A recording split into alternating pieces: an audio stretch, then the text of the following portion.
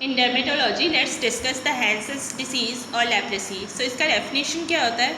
ये chronic infectious granulomatous disease होती है और ये प्रीडोमिनेंटली डिसीज़ होती है स्किन एंड नर्व्स की। इसकी इटियोलॉजी क्या होती है? एक तो माइकोबैक्टीरियम लेप्रे होता है प्रीडोमिनेंटली, एंड माइक्रोबैक्टीरियम लेप्रोमैटोसिस भी होता है इन सम केसेस, जो कि डिफ्यूज फॉर्म ऑफ लेप्रेसी होता है इन मैक्सिको। तो उस टाइप के लेप्रोसी में माइकोबैक्टीरियम लेप्रोमैटोसिस रिस्पॉन्सिबल होता है। इसका इंक्यूबेशन पीरियड कितना होता है? 2 to 5 ईयर्स का इंक्यूबेशन पीरियड होता है इसका। और ट्रांसमिशन कैसे होता है इसका? सबसे इम्पोर्टेंट जो ट्रांसमिशन वाला पोर्टल है, मतलब जो भी मोड है ऑफ ट्रांसमिशन है, वो रेस्पिरेटरी पोर्टल होता है, उसके थ्रू ये ट्रांसमिट होता है, यानी कि इन्हेलेशन से। और दूसरा स्किन टू स्किन कॉन्टैक्ट से भी ट्रांसमिट होता है, पर वो उतना इम्पॉर्टेंट नहीं है, मेनली रेस्पिरेटरी रूट से होता है। नाउ स्टेनिंग कैसे करते हैं इसकी? माइक्रोबायोलॉजी में मॉडिफाइड सेडेन स्टेन से करते हैं, एंड इसमें 5% H2SO4 यूज़ किया जाता है। जनरेशन टाइम कितना होता है इस बैक्टीरिया का? 11 to 13 डेज़ का होता है। नाउ पैथोजेनेसिस के लिए क्या रिस्पॉन्सिबल रहता है? PGL1 रिस्पॉन्सिबल होता है, दैट इज़ फिनोलिक ग्लाइकोलिपिड 1। अब इसका कल्चर कैसे करते हैं? कल्चर नहीं किया गया ये, लेकिन एनिमल मॉडल्स इसके अवेलेबल हैं, जो कि फुट पैड ऑफ माउस है, माउस के फुट पैड पे ये रहता है, एंड सेकेंड आर्माडिलो में ये एनिमल मॉडल्स हैं। नाउ टारगेट्स क्या रहते हैं इस बैक्टीरिया के? फर्स्ट स्किन में मैक्रोफेजेस को टारगेट करता है ये, एंड सेकेंड नर्व्स में ये श्वान सेल्स को टारगेट करता है। ना माइकोबैक्टीरियम लेप्रे एंड नर्व्स के बारे में देखते हैं, तो उसका क्या रिलेशन है। सो फर्स्ट मोडेलिटी जो लॉस्ट होती है नर्व्स में, वो कौन सी होती है? सेंसरी मोडेलिटी लॉस होती है। एंड एक और क्वेश्चन है क्या कि फर्स्ट सेंसरी मोडेलिटी कौन सी लॉस्ट होती है? तो वो टेम्परेचर लॉस्ट होता है, टेम्परेचर का सेंसेशन, यानी कि हॉट कोल्ड का इनडिस्क्रिमिनेशन हो जाता है। नाउ कोर्स ऑफ हैंसेस डिसीज़ कैसा होता है? तो सबसे पहले तो कोई भी पर्सन का एक्सपोजर होगा माइकोबैक्टीरियम लेप्री में। सो माइकोबैक्टीरियम लेप्री को जो भी पर्सन एक्सपोज करता है ना, उसमें 95% ऑफ केसेस में या 95% ऑफ पर्सनस को कोई भी डिसीज़ नहीं होती है, यानी कि वो इम्यून होते हैं माइकोबैक्टीरियम लेप्री की तरफ। और ओनली 5% ऑफ टाइम्स ये डिसीज़ होती है रेस्पिरेटरी पोर्टल के थ्रू एक्सपोज अगर होते हैं तो।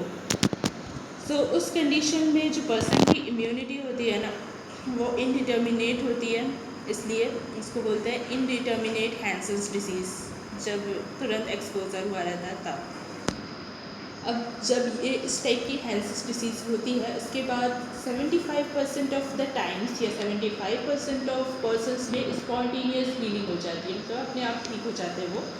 And only 25% of cases clinical spectrum of leprosy आता है, यानी कि वो और प्रोग्रेस करती है।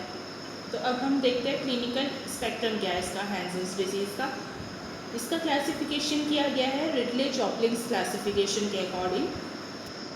सो इसमें क्या है, इसका मेन एक बेसिस CMI भी है, that is cell mediated immunity.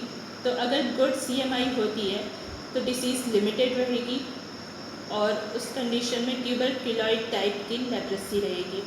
तो सबसे ज़्यादा जो CMI होता है वो ट्यूबरक्युलॉइड लेप्रेसी का होता है, दैट इज़ TT। तो ये हो गया ट्यूबरक्युलॉइड पोल। और नेक्स्ट जो पोल है वो पुअर CMI का है, पुअर सेल मीडिएटेड इम्यूनिटी की। तो इस कंडीशन में क्या होता है, डिसएमिनेटेड डिसीज़ हो जाती है, मतलब बहुत ज़्यादा डिसीज़ जो है वो डिस्ट्रीब्यूट हो जाती है पूरे बॉडी में। और ये होता है लेप्रोमेटस पोल, यानी कि लेप्रोमेटस लेप्रेसीज को हम बोलते हैं LL। एंड इसके बीच में जो होता है वो बॉर्डर लाइन स्पेक्ट्रम होता है। सो बॉर्डर लाइन स्पेक्ट्रम में BT, BB एंड BL आता है। Border line tuberculoid, border line and border line lepromatous. So इस कंडीशन में अनस्टेबल इम्यूनिटी रहती है, ना बहुत ज़्यादा ना बहुत कम। सो इस क्लासिफिकेशन का बेसिस क्या हो गया? CMI, that is cell mediated immunity of host. So CMI जो है सबसे ज़्यादा इसमें है, और धीरे धीरे वो एज जो राइट जा रहा है स्पेक्ट्रम, तो वो धीरे धीरे सेल मीडिएटेड इम्यूनिटी कम होते जा रही है। नाउ नेक्स्ट इनडिटर्मिनेट लेप्रेसी के बारे में देखते हैं।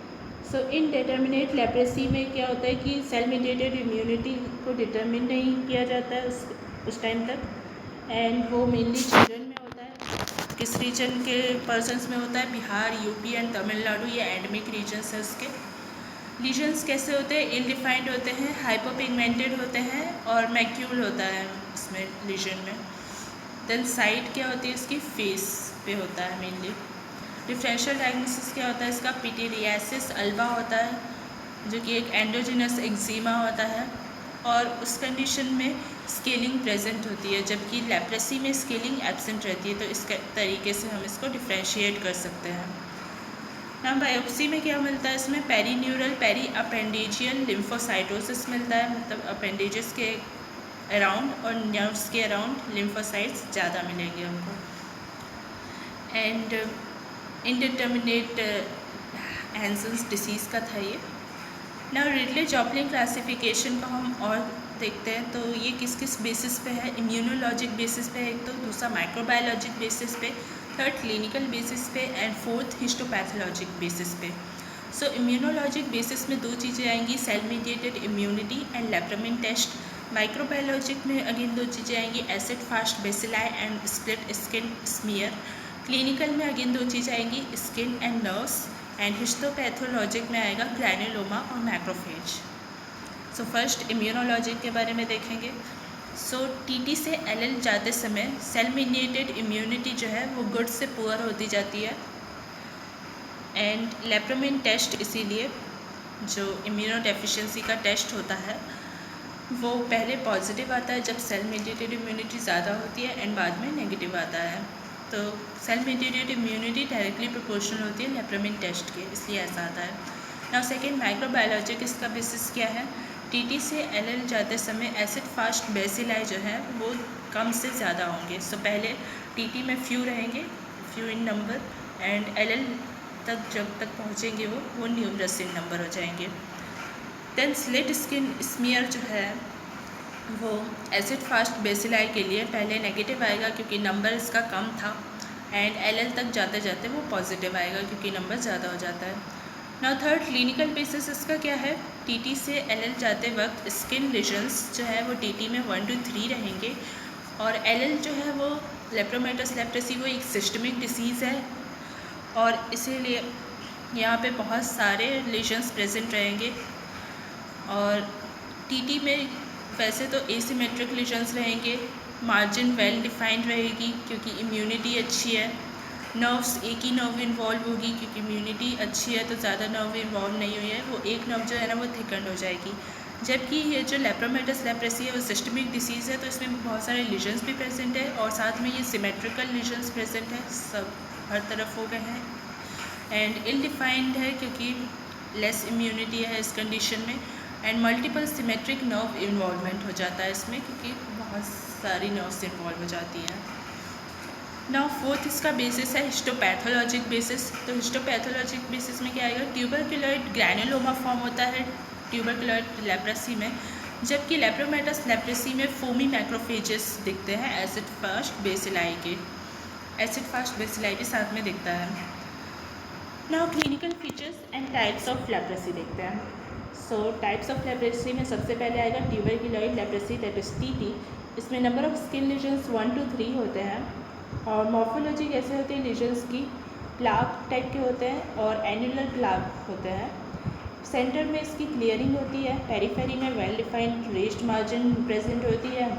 एसोसिएशन कैसा होता है इसका? ग्रैनुलोमा से एसोसिएटेड रहते हैं ये, और ग्रैनुलोमा जो है ना नर्व्स, हेयर, स्वेट ग्लैंड सबको डिस्ट्रॉय कर देता है। तो उसकी वजह से क्या होता है? नर्व्स को अगर डिस्ट्रॉय करेगा तो एनेस्थीसिया हो जाता है, हेयर को डिस्ट्रॉय करता है तो एलोपेशिया हो जाता है, एंड स्वेट ग्लैंड को डिस्ट्रॉय करता है तो एनहाइड्रोसिस हो जाता है। ना इसकी साइड प्रोफाइल कैसी दिखेगी लीजन की? सो आउटवर्ड मार्जिन ये साइड में दिख रही है जो कि रेस्ड और वेल डिफाइंड है, और इनर मार्जिन दिख रही है अंदर की तरफ जो कि स्लोपिंग इनवर्ड्स है। एंड इसको कंपेयर किया जा सकता है एक सॉसर से, इसलिए इस अपीयरेंस को बोलता है saucer right way up appearance. जैसे नीचे सॉसर उन्होंने डायग्राम में दिखाया है तो उसी तरीके का दिख रहा है।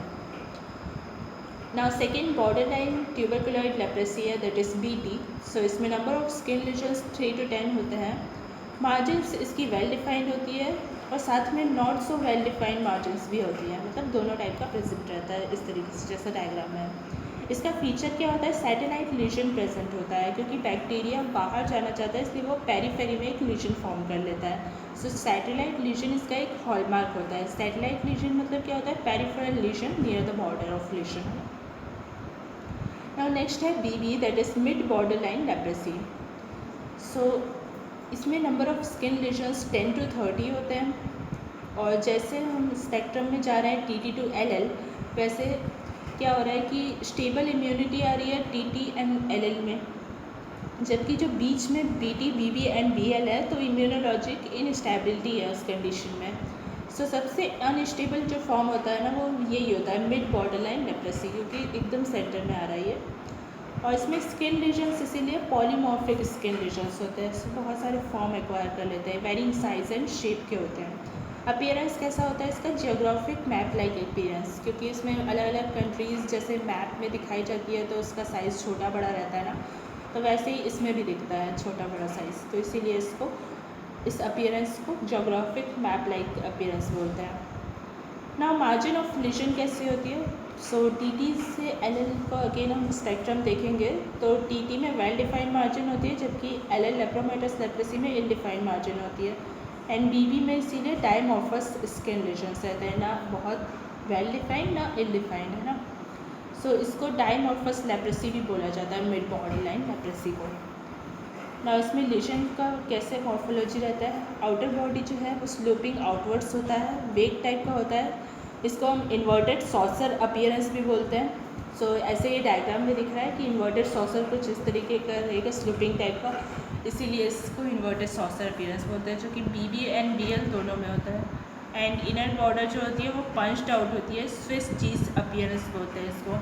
सो पंच्ड आउट अपीयरेंस जैसा स्विस चीज़ में से गड्ढे गड्ढे दिखते हैं उसी तरीके का ये भी दिखता है। नाउ बॉर्डर लाइन लेप्रोमेटस लेप्रेसी देखते हैं। सो इसमें स्किन लीजन्स जो होते हैं बहुत सारे होते हैं, मल्टीपल होते हैं, बायलैटरल होते हैं, दोनों साइड होते हैं बॉडी के, और ऑलमोस्ट जो है वो टेंडिंग टू सिमेट्री होते हैं, मतलब सिमेट्रिकल होने वाले रहते हैं, बट सिमेट्रिकल एग्जैक्टली नहीं होते हैं वो। एंड नर्व इन्वॉल्वमेंट इसमें बायलैटरल होता है, दोनों साइड की नर्व्स इन्वॉल्व रहती है, बट एसिमेट्रिकल थिकनिंग होती है ना, सिमेट्रिकल नहीं होगी।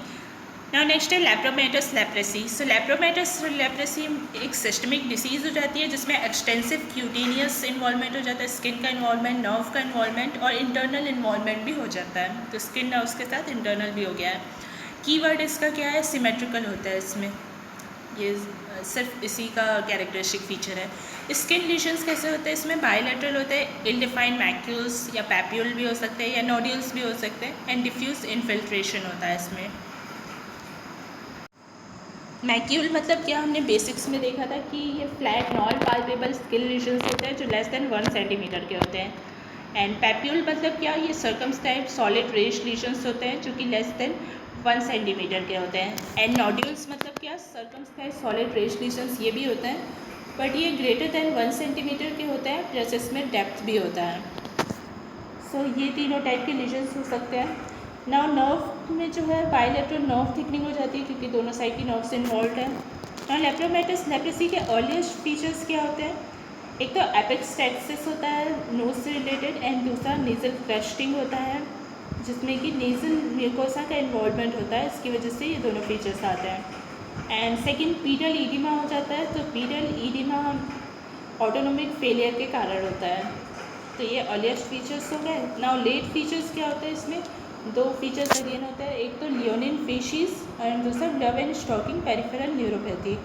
सो लियोनिन फेशिस मतलब क्या, नॉयन लाइक फेशिस दिखते हैं और डिफ्यूज इन्फिल्ट्रेशन ऑफ फेस के कारण ये होता है। ना मेडोरेसिस भी दिखता है, यानी कि लॉस ऑफ आईब्रोज दिखता है, और साथ में ईयर में इन्फिल्ट्रेशन हो जाता है, वो इन्फिल्ट्रेशन दिखता ज़्यादा है एज बिहाइंड, अगर हम देखेंगे बिहाइंड द पेशेंट तो ज़्यादा अच्छे से दिखता है। ना डिफॉर्मिटीज़ क्या होती है हैंसेन्स डिसीज़ में, डिफॉर्मिटीज़ का डेफिनेशन देखते हैं पहले। सो डिफॉर्मिटीज़ मतलब visible alteration of form, shape और appearance of a body part. So visible alteration अगर होता है तो उसको हम डिफॉर्मिटी बोलते हैं। सो फर्स्ट जो डिफॉर्मिटी होती है वो लैटरल मैडोरोसिस की होती है, मतलब कि आईब्रोज लॉस हो जाती है, आईब्रोज नहीं रहती है लैटरल साइड की। सेकेंड सैडल नोज डिफॉर्मिटी होती है, उसके अपीयरेंस में चेंज आता है नोज के अपीयरेंस में। थर्ड टोटल क्लॉ हैंड हो जाता है, सो टोटल क्लॉ हैंड में ऑर्लो नर्व और मीडियन नर्व दोनों इन्वॉल्व होती है। फोर्थ पार्शियल क्लॉ हैंड भी हो सकता है कभी कभी, तो दोनों नर्व अगर इन्वॉल्व नहीं हुई है, सिर्फ अल्नर नर्व इन्वॉल्व हुई है तो पार्शियल क्लॉ हैंड होता है। और फिफ्थ कैलोसिटीज़ और अल्सर्स हो सकते हैं हैंड में। सिक्स्थ फुट ड्रॉप हो सकता है अगर लैटरल पॉप्लिटियल नर्व इन्वॉल्वमेंट हुआ है तो। सेवन्थ आई डिफॉर्मिटीज़ में क्या हो सकता है, फेशियल नर्व इन्वॉल्व हुई है तो ऑर्बिक्युलरिस ऑक्यूलाई का इन्वॉल्वमेंट हो जाएगा, ऑक्यूलाई मसल जो है वो उसका, तो उसकी वजह से लैग ऑफ थैलमोस हो जाएगा वो अगर वर्क नहीं करेगी तो लैग ऑफ थैलमोस की वजह से फिर पेशेंट एक्सपोजर कैरेटाइटिस डेवलप कर लेता है और उसकी वजह से फिर कॉर्नियल अल्सर भी डेवलप हो जाता है और कॉर्नियल ओपेसिटी फाइनली डेवलप हो जाती है। नाउ एट्थ जो डिफॉर्मिटी है वो ट्रॉफिक अल्सर की है। सो क्रोनिक अल्सरेशन एक एनेस्थेटिक फुट में हो जाता है तो उससे प्लांटर ट्रॉफिक अल्सर हो सकता है। नाउ नाइन्थ है ग्रेटर ऑलिक्यूलर नर्व। ग्रेटर ऑलिक्यूलर नर्व की जो है थिकनिंग हो जाती है और एज़ कम्पेयर टू फेल्ट वो दिखती ज़्यादा प्रीडोमिनेंटली है। एंड ये अलॉन्ग स्टर्नोक्लीडोमेस्टॉइड मसल होती है ग्रेटर ऑरिकुलर नर्व, सो देखने से ही दिख जाती है उसकी थिकनिंग।